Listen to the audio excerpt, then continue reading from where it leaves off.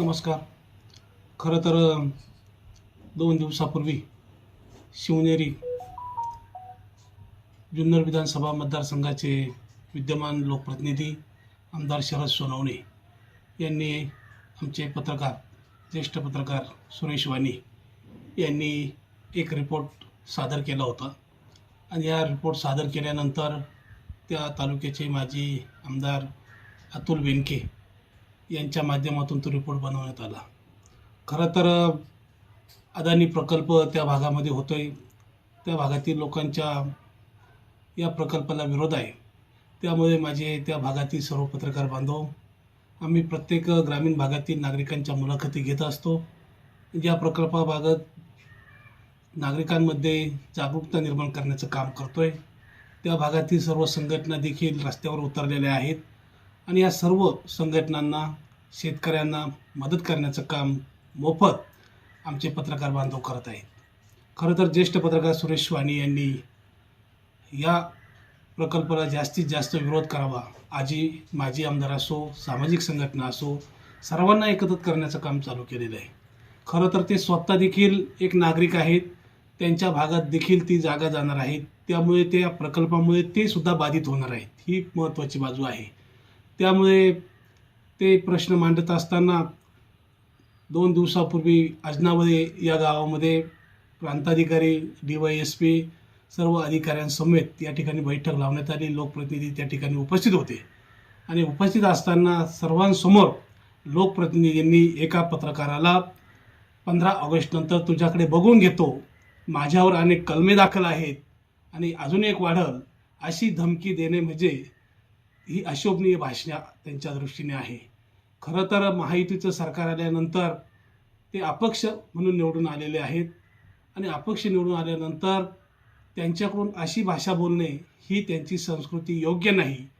पत्रकारांना सर्वसामान्य जनतेचे प्रश्न मांडत असताना ते वैयक्तिक कुणाचे प्रश्न किंवा वैयक्तिक तुमच्यावर काही आरोप केला असेल तर त्याबाबत तुम्ही बोलले असते तर ठीक आहे, पण तुम्हाला तुमची प्रसिद्धी न करता माजी आमदाराची प्रसिद्धी होत असल्याचा आपल्याला इगो झालेला असावा, राग अनावर झालेला असावा. म्हणून आपण भर सभेमध्ये सर्व अधिकाऱ्यांसमोर तुम्ही ज्येष्ठ पत्रकार सुरेश वाणी या पत्रकाराला जीवे मारण्याची धमकी दिलेली आहे आणि म्हणून अशा लोकप्रतिनिधींनी अशी धमकी देणे हे चुकीचं आहे. खरं तर धमकी देणे म्हणजे जो गरजेल तो बरसेल काय असं म्हणतात, त्याप्रमाणे पत्रकारांच्या केसालाही धक्का लावण्याची ताकद शरद सोनवणेमध्ये नाही. कारण ते जरी त्यांच्या भाषेत, दादागिरीच्या भाषेत पत्रकारांशी बोलत असाल तर आम्ही देखील पत्रकार बांधव, आम्ही देखील शेतकऱ्याचे सुपुत्र आहोत. आम्ही देखील काही मरेल आईचे दूध पिलेलो नाही. त्यामुळे आमदारांनी देखील आपली भाषा सुधारावी. कारण आमदारांनी आरोप प्रत्यारोप करत असताना त्यांनी देखील तेथील खासदारांवर देखील आरोप केलेले आहेत. हा त्यांचा राजकीय भाग असू शकतो, पण पत्रकाराला भर सभेमध्ये जीवे मारण्याची धमकी देणे हे अशोभनीय आहे.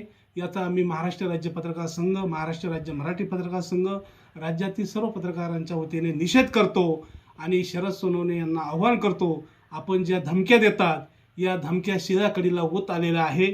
आपला इगो हर्ट होत आहे. कारण या अगोदर देखील या लोकप्रतिनिधींनी पत्रकारांना दांडके याबाबत देखील अशी अवहेलना केली. त्यांना बोलण्याची भाषा योग्य नाही. आम्ही लोकप्रतिनिधी मानतो, जनतेतून तुम्ही निवडून आलेले आहात. 288 आमदारांमध्ये तुम्ही आहात. त्यामुळे माजी आमदार आम्हाला काही घेणं नाही. कारण माजी आमदार अतुल बेनके यांच्याबरोबर असलेले पत्रकारांचे संबंध, तुमच्याबरोबर देखील संबंध पत्रकारांचे चांगले होते. मात्र आपण अनेक ठिकाणी पत्रकारांच्या बद्दल अपशब्द वापरता. ही आपली संस्कृती योग्य नाही. आपण देखील लोकप्रतिनिधी आहात आणि प्रत्येकजण येत असतो.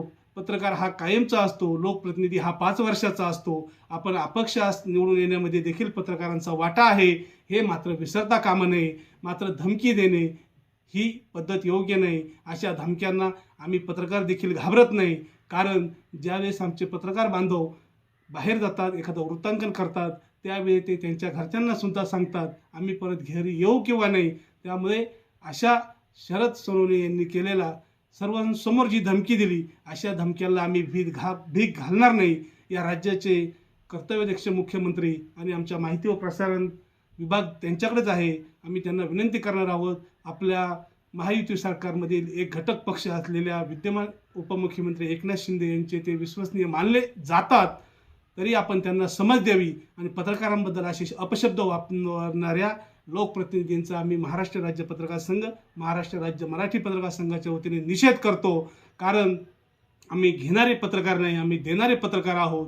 त्यामुळे धंदा मांडला का, धंदा कोणी मांडला हे आपण जाणून घ्यावं. धंदा मांडला, धंदा कोण करतं?